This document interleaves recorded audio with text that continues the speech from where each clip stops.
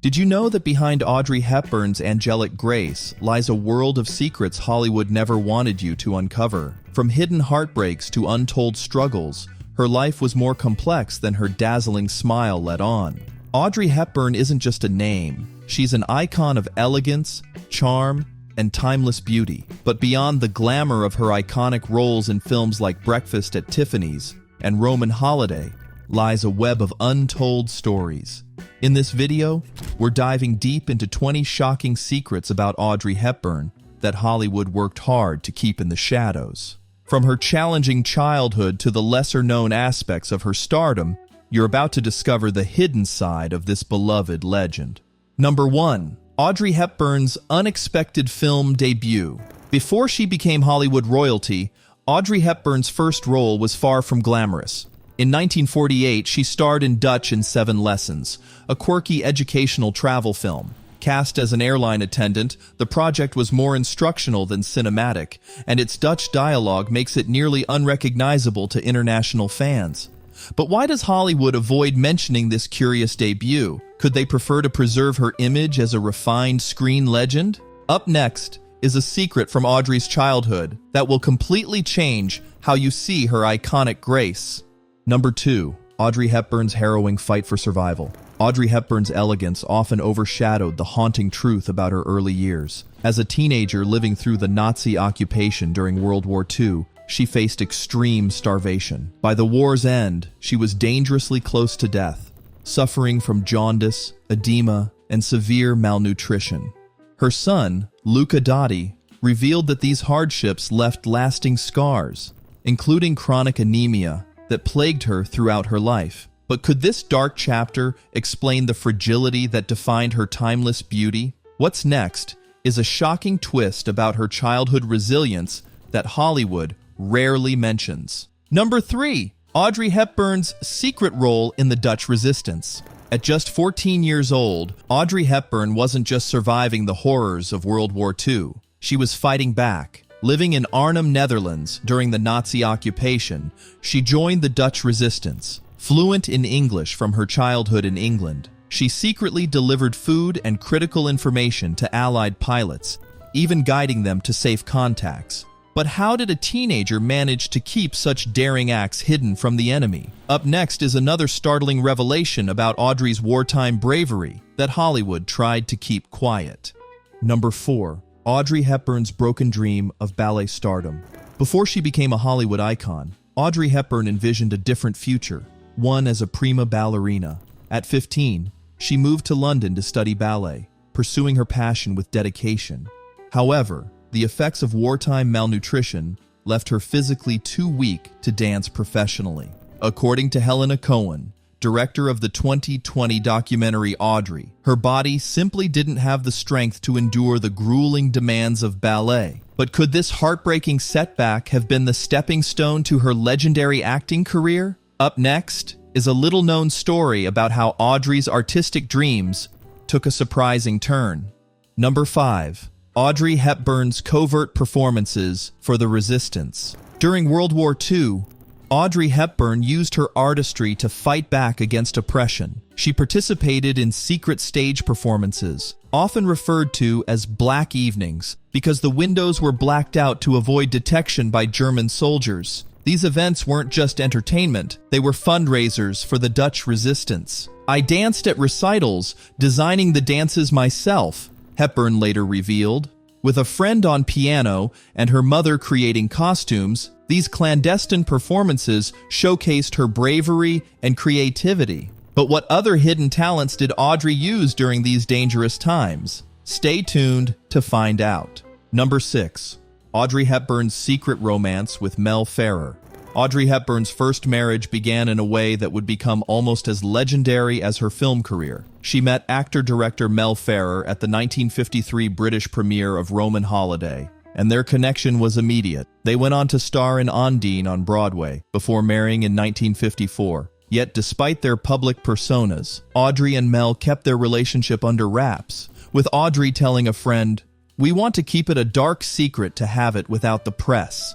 Their marriage lasted 14 years, surviving infidelities on both sides, though Ferrer's were reportedly more public. Together, They had a son, Sean Hepburn Ferrer. But what led to their dramatic split in 1968?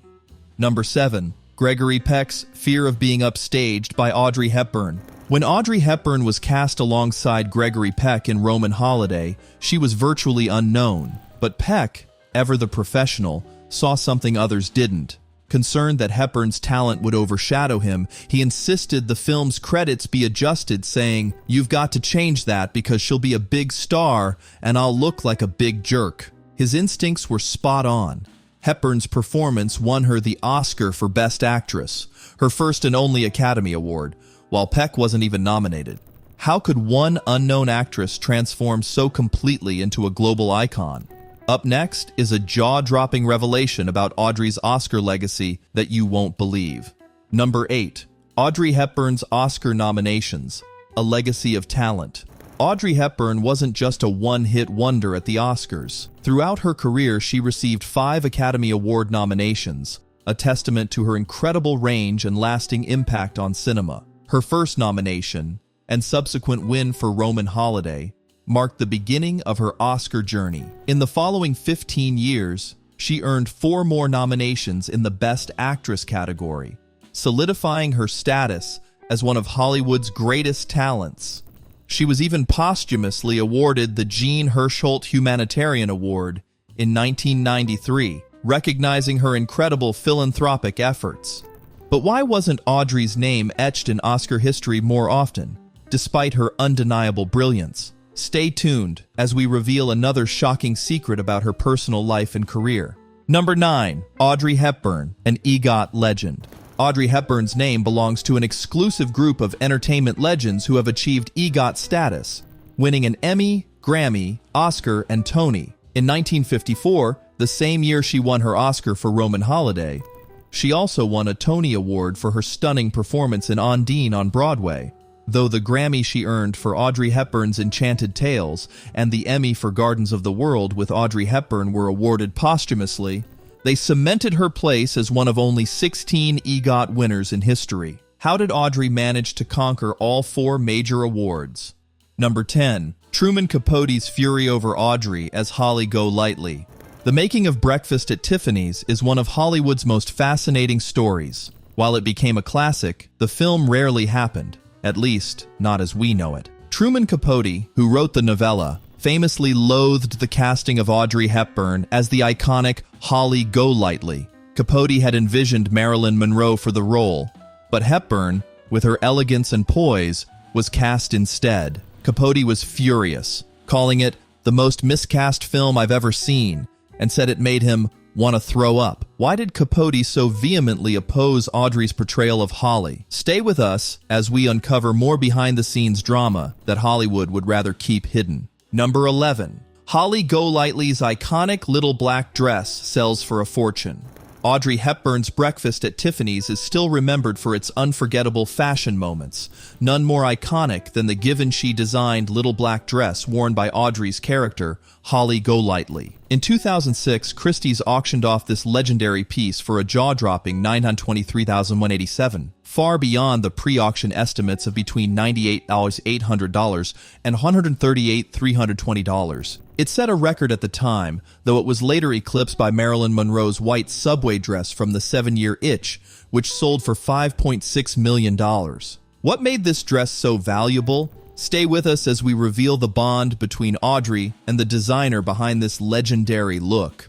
Number 12. Givenchy's influence on Hepburn's timeless style. Audrey Hepburn's impeccable style wasn't just a stroke of luck. It was thanks to her deep friendship with French fashion designer Hubert de Givenchy. Their collaboration began in 1953, and it wasn't just for the screen. Givenchy designed some of Audrey's most famous looks in films like Funny Face and Sabrina, but their work on Breakfast at Tiffany's remains their most iconic. Givenchy's sleek, sophisticated creations perfectly matched Audrey's grace and elegance, solidifying both her and his place in fashion history.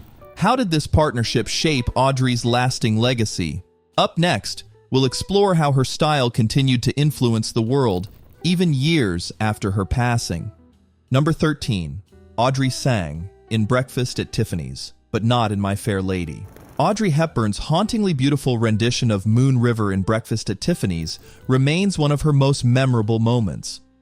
However, in My Fair Lady, her singing voice was not her own. Despite recording a few demo tracks for her role as Eliza Doolittle, Audrey's vocals were ultimately dubbed by another voice. The demos were later released in a special edition of the film in 1994, offering fans a rare glimpse into Audrey's true singing voice. What was the reason behind this decision? Stick around to find out the secret behind Audrey's singing voice and her connection to another Hollywood legend. Number 14. Audrey Hepburn and Natalie Wood shared a singing double. Audrey's singing voice in My Fair Lady was that of Marni Nixon, a legendary voice double who worked with several Hollywood stars. Nixon famously dubbed the voices of other iconic actresses like Natalie Wood in West Side Story and Deborah Kerr in The King and I. Nixon's talents didn't stop there. She also provided the voice for Marilyn Monroe in Gentlemen Prefer Blondes and even voiced Grandmother Fa in Disney's Mulan. How did Marni Nixon become the voice behind so many stars? Number 15. Audrey Hepburn sang Happy Birthday to JFK. In a stunning moment of grace, Audrey Hepburn sang Happy Birthday to President John F. Kennedy at a private party in 1963. This heartfelt tribute came just 1 year after Marilyn Monroe's sultry rendition of the song, and it would become one of the most memorable and bittersweet moments of her career. Hepburn's performance took place on what would be Kennedy's final birthday, just months before his tragic assassination in November of that year. Hepburn's tribute was done in her signature style, elegant and understated, yet full of warmth. Her close connection with the Kennedy family, especially with Jacqueline Kennedy, made her presence at this private gathering all the more meaningful. The scene was a stark contrast to Monroe's famously seductive rendition a year earlier, showcasing Audrey's unique charm and ability to express her admiration in a more reserved yet deeply respectful way. But what was JFK's reaction to her performance? You won't believe how his response revealed a deeper connection between these two icons of the era. Number 16. Audrey Hepburn was fluent in 5 languages. Audrey Hepburn's brilliance didn't stop at her acting. She was a true polyglot, fluent in 5 languages: Dutch, English, French, Italian, and Spanish. Growing up in the Netherlands during World War II, she became fluent in Dutch and English as she spent time in both England and the Netherlands. After the war, she went on to master French, Italian, and Spanish, skills that not only made her more appealing to global audiences, but also gave her an edge in international film roles.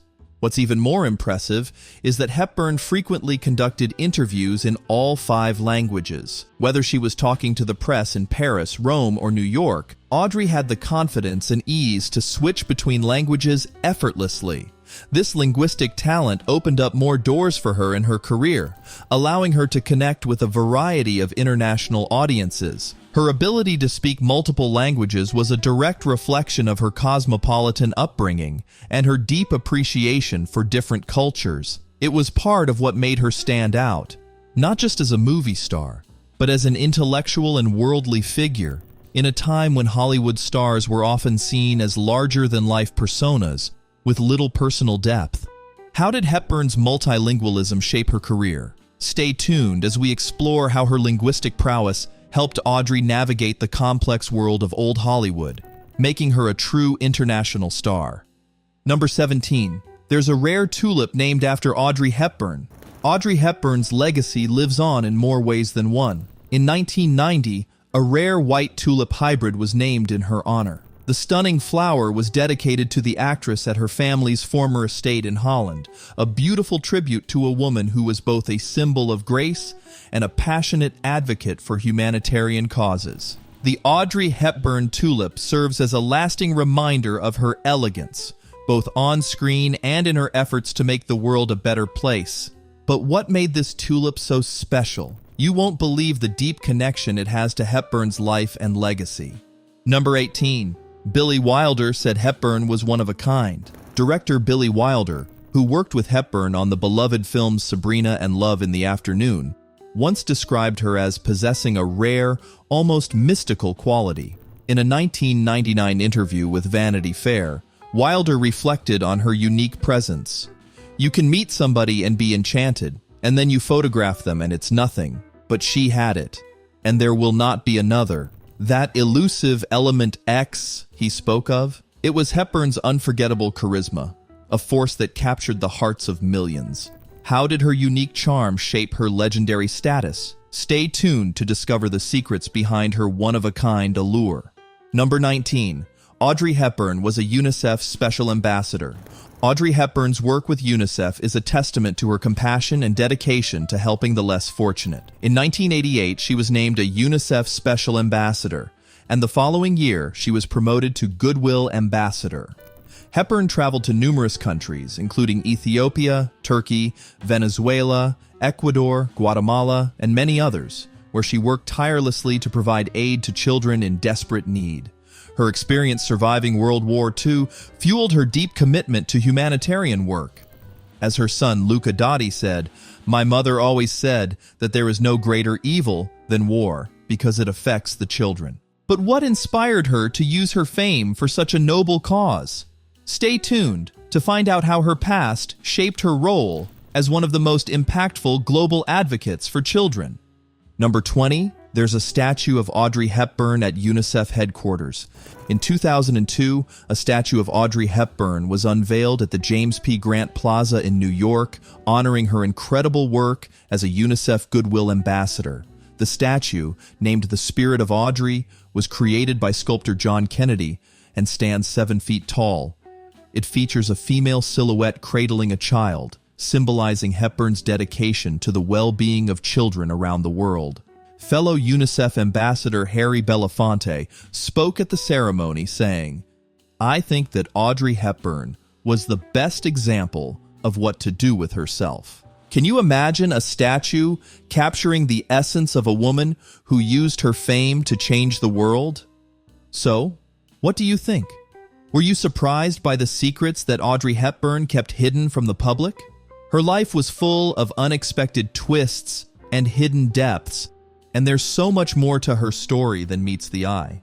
If you found these shocking revelations fascinating, don't forget to hit that subscribe button and turn on the notifications so you never miss a video. We've got more incredible stories from old Hollywood coming your way, and trust me, you won't want to miss them.